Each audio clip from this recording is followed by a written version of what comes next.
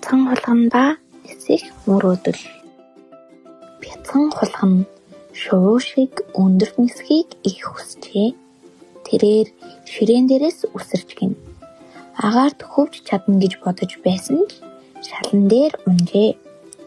Баг зэрэг айсан боловч уйлсангүй. Хулгана дахин оролцсон ч нисэж чадахгүй л байлаа.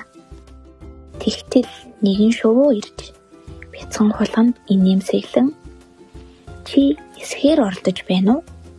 Чи гэхдээ хулгана нисэж чадахгүй гэдгийг мэдэх хэрэгтэй.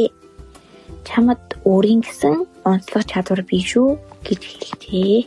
Хулгана шувууны үгийг сонсоод өөрийн хүч чадлыг бодож эхэлжээ.